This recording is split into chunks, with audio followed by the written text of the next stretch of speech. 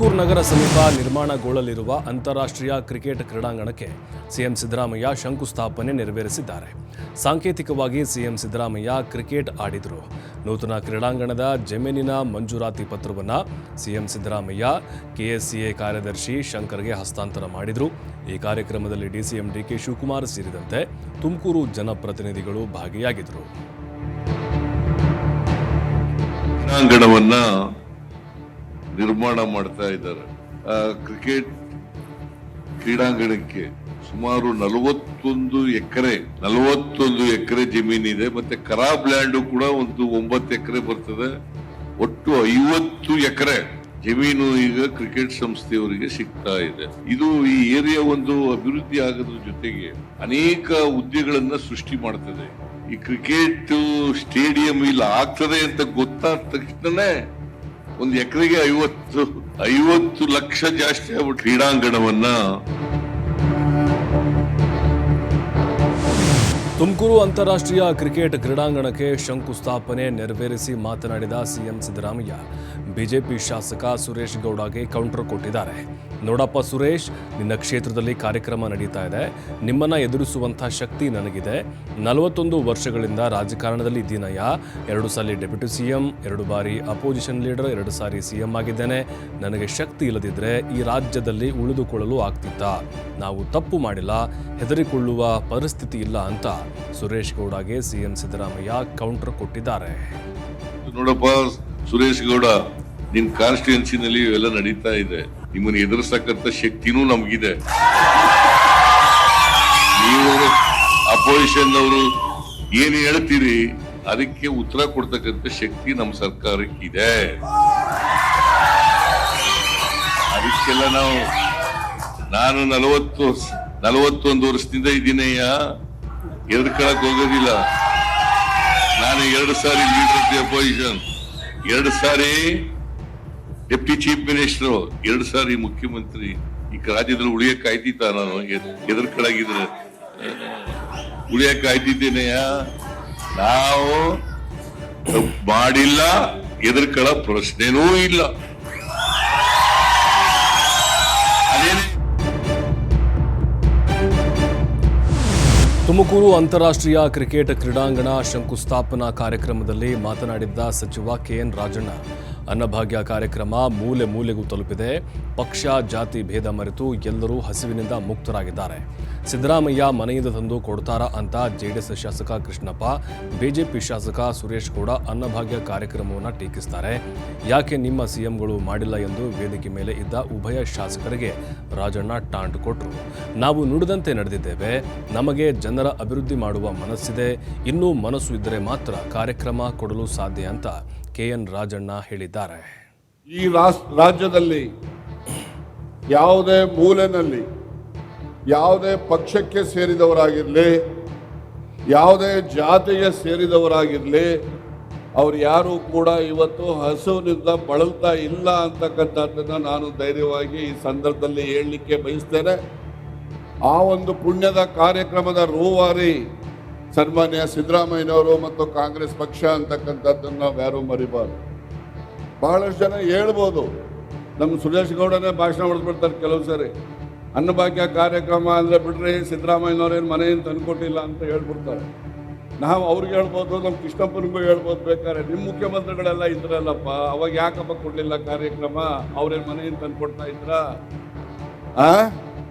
ಅವ್ರೇನು ಮನೆಯಿಂದ ತಂದುಕೊಡ್ತಾ ಇಲ್ಲ. ಆದರೆ ಯಾಕಿದ್ರೆ ನಾನು ಪ್ರಸ್ತಾಪ ಮಾಡ್ತಾ ಇದ್ದೀನಿ ಅಂತ ಹೇಳಿದ್ರೆ, ಬಡವರ ಕಷ್ಟವನ್ನು, ಬಡವರ ಹಸಿವನ್ನು ನೀಗಿಸ್ತಕ್ಕಂಥ ಮನಸ್ಥಿತಿ ಯಾರಲ್ಲಿರುತ್ತೋ ಅವರು ಮಾತ್ರ ಆ ರೀತಿಯ ಕಾರ್ಯಕ್ರಮಗಳನ್ನು ಕೊಡಲಿಕ್ಕೆ ಸಾಧ್ಯವೇ ಹೊರತು ಆ ಬಡವರ ಕಷ್ಟವನ್ನು ಅರಿಯದೇ ಇದ್ದವರು ಯಾರೂ ಕೂಡ ಬಡವರ ಪರವಾಗಿ ಕಾರ್ಯಕ್ರಮಗಳನ್ನು ನೀಡಲಿಕ್ಕೆ ಸಾಧ್ಯ ಇಲ್ಲ ಅಂತಕ್ಕಂಥದ್ದನ್ನು ಪದೇ ಪದೇ ಪಕ್ಷದ ನಾಯಕತ್ವದ ಕುರಿತು ಮುಜುಗರ ತರುವ ಹೇಳಿಕೆಗಳನ್ನು ನೀಡುತ್ತಿರುವ ಹಿನ್ನೆಲೆ ಶಾಸಕ ಬಸನಗೌಡ ಪಾಟೀಲ್ ಯತ್ನಾಳ್ಗೆ ಕೇಂದ್ರ ಬಿಜೆಪಿ ಶಿಸ್ತು ಸಮಿತಿ ಶೋಕಾಸ್ ನೋಟಿಸ್ ಜಾರಿ ಮಾಡಿದೆ. ಶಿಸ್ತು ಸಮಿತಿಯ ಸದಸ್ಯ ಕಾರ್ಯದರ್ಶಿ ಓಂ ಫಾಟಕ್ ಶೋಕಾಸ್ ನೋಟಿಸ್ ಜಾರಿ ಮಾಡಿದ್ದಾರೆ. ಪಕ್ಷದ ಶಿಸ್ತು ಉಲ್ಲಂಘನೆ ಮಾಡಿದ ಹಿನ್ನೆಲೆ ಯತ್ನಾಳ್ ವಿರುದ್ಧ ಬಿಜೆಪಿ ಹೈಕಮಾಂಡ್ ಕ್ರಮಕ್ಕೆ ಮುಂದಾಗಿದೆ. 10 ದಿನದೊಳಗೆ ಸ್ಪಷ್ಟೀಕರಣ ಕೊಡದಿದ್ದಲ್ಲಿ ನಿಮ್ಮ ತಪ್ಪು ನೀವೇ ಒಪ್ಪಿಕೊಂಡಂತೆ. ನಾವು ಕ್ರಮಕ್ಕೆ ಮುಂದಾಗಲು ನಿಮ್ಮ ಒಪ್ಪಿಗೆ ಇದೆ ಎಂದು ಭಾವಿಸುತ್ತೇವೆ. ಈ ಹಿಂದೆಯೂ ಹಲವು ಬಾರಿ ನೋಟಿಸ್ ಜಾರಿ ಮಾಡಲಾಗಿತ್ತು. ತಪ್ಪು ಸರಿಪಡಿಸಿಕೊಳ್ಳುವುದಾಗಿ ಭರವಸೆ ಕೊಟ್ಟಿದ್ದೀರಿ, ಆದರೆ ಯಾವುದೂ ಬದಲಾವಣೆ ಆಗಿಲ್ಲ ಎಂದು ಪತ್ರದಲ್ಲಿ ಉಲ್ಲೇಖಿಸಲಾಗಿದೆ. ವಕ್ಫ್ ವಿರುದ್ಧ ಅಭಿಯಾನ ಮಾಡ್ತಿರುವಂತಹ ಬಿಜೆಪಿ ಶಾಸಕ ಬಸವನಗೌಡ ಪಾಟೀಲ್ ಯತ್ನಾಳ್ ಅವರನ್ನ ಮೆಂಟಲ್ ಆಸ್ಪತ್ರೆಗೆ ಸೇರಿಸಬೇಕು ಅಂತ ಮಾಜಿ ಕೇಂದ್ರ ಸಚಿವ ಸಿಎಂ ಇಬ್ರಾಹಿಂ ವಾಗ್ದಾಳಿ ನಡೆಸಿದ್ದಾರೆ. ಹುಬ್ಬಳ್ಳಿಯಲ್ಲಿ ಮಾತನಾಡಿದ ಸಿಎಂ ಇಬ್ರಾಹಿಂ, ಯತ್ನಾಳ್ ಮೊದಲು ಬಸವ ತತ್ವ ಕಲೀಲಿ, ಸಾಣೆಹಳ್ಳಿಗೆ ಹೋಗಿ ರಾಗಿ ಮುದ್ದೆ ತಿಂದು ಬಸವ ತತ್ವ ಕಲೀರಿ. ವಕ್ಫ್ ಅಂದ್ರೇನು?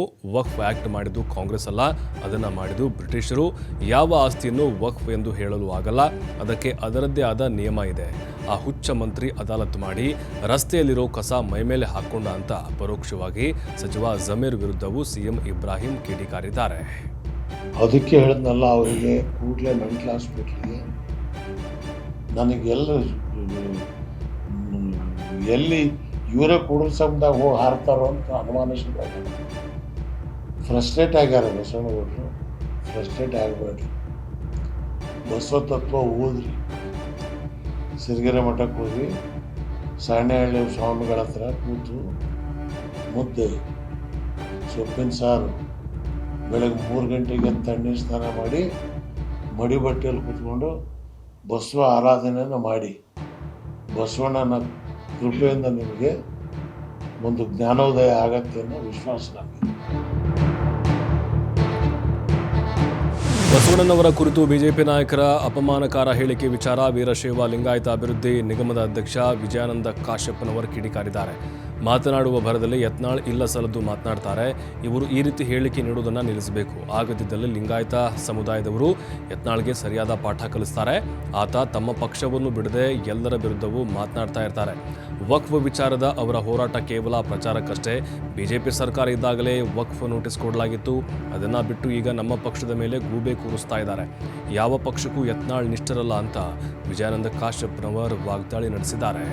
ಅವಮಾನ ರೀತಿಯಾಗಿ ಹೇಳಿಕೆಯನ್ನು ಏನು ಭಾರತೀಯ ಜನತಾ ಪಕ್ಷದ ಶಾಸಕರು ಬಸವನಗೌಡ ಪಾಟೀಲ್ ಯತ್ನಾಳ್ ಅವರು ಪದೇ ಪದೇ ಬಸವಣ್ಣವ್ರ ಬಗ್ಗೆ ಆಗಲಿ, ಈ ನಾಡಿನ ಅನೇಕ ಸ್ವಾತಂತ್ರ್ಯ ಹೋರಾಟಗಾರರ ಬಗ್ಗೆ ಮತ್ತು ಮಹಾಪುರುಷರ ಬಗ್ಗೆ ಧರ್ಮ ಆಧಾರಿತವಾಗಿ ಮಾತಾಡುವಂಥದ್ದು ಮತ್ತು ಅವರ ಬಗ್ಗೆ ಅವಮಾನ ರೀತಿ ಹೇಳುವಂಥದ್ದು ಕೀಳುವಾಗಿ.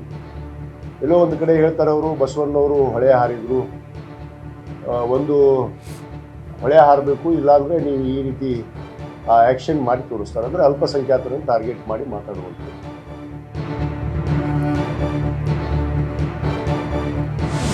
ಸಿಎಂ ತವರು ಜಿಲ್ಲೆ ಮೈಸೂರಿನಲ್ಲಿ ವಕ್ಫ್ ನೋಟಿಸ್ ನೀಡಿರುವ ಸ್ಥಳಗಳನ್ನು ಬಿಜೆಪಿ ನಿಯೋಗ ಪರಿಶೀಲನೆ ನಡೆಸ್ತಾ ಇದೆ. ವಿಧಾನಸಭೆಯ ವಿಪಕ್ಷ ನಾಯಕ ಆರ್ ಅಶೋಕ್ ಮೈಸೂರಿನ ಗುಂಡೂರಾವ್ ನಗರದ ನಿವಾಸಿಗಳ ಜೊತೆ ಸಮಾಲೋಚನೆ ನಡೆಸಿದರು.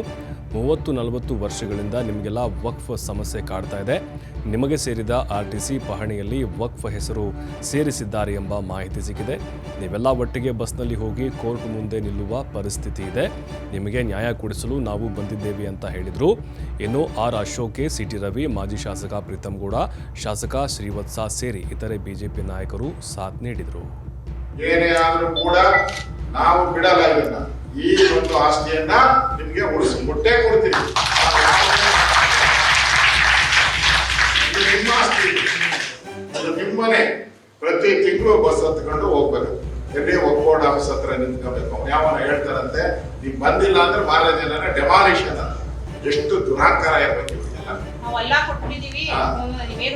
ಇವನಮ್ಮ ಪಾಕಿಸ್ತಾನ ಕೊಟ್ಬಿಟ್ಟಿದ್ದೀರಲ್ಲ ಒಂದ್ಸರಿ, ಪಾಕಿಸ್ತಾನವನ್ನು ಕೊಟ್ಟಿದ್ದೀರಲ್ಲ. ಅಮ್ಮ ರವಿಯಣ್ಣ ಹೇಳ್ತಾರೆ, ಯಾವಾಗ ಗೊತ್ತಲ್ಲ, ಒಂದ್ಸರಿ ಕೊಟ್ಬಿಟ್ಟಿದ್ದೀರಿ, ಪಾಕಿಸ್ತಾನ ಕೊಟ್ಟಿದ್ರಿ, ಸಾಲ ಅಂದ್ರು, ಆಮೇಲೆ ಬಾಂಗ್ಲಾದೇಶ ಕೊಟ್ಬಿಟ್ರಿ.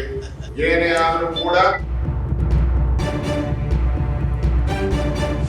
ವಕ್ಫ್ ನೋಟಿಸ್ಗೆ ಉತ್ತರ ಕೊಡಬೇಡಿ, ಕಂಡವರ ಆಸ್ತಿಯನ್ನ ನಮ್ಮದು ಎನ್ನುವ ವಕ್ಫ್ ಕಾನೂನಿಗೆ ಅರ್ಥ ಇಲ್ಲ ಅಂತ ಮೈಸೂರಿನಲ್ಲಿ ಎಂಎಲ್ಸಿ ಸಿಟಿ ರವಿ ಸಿಡಿಮಿಡಿಗೊಂಡಿದ್ದಾರೆ. ವಕ್ಫ್ ನೋಟಿಸ್ಗಳಿಗೆ ಹೆದರಬೇಡಿ, ಅದನ್ನು ಗೌರವಿಸಲು ಬೇಡಿ. ನಾವು ನಿಮ್ಮ ಜೊತೆ ಇದ್ದೇವೆ. ಅನ್ಯಾಯದ ಕಾಯ್ದೆ ರದ್ದು ಮಾಡುವವರೆಗೂ ನಾವು ನಿಮ್ಮ ಜೊತೆ ಇರ್ತೇವೆ ಅಂತ ಭರವಸೆ ನೀಡಿದರು.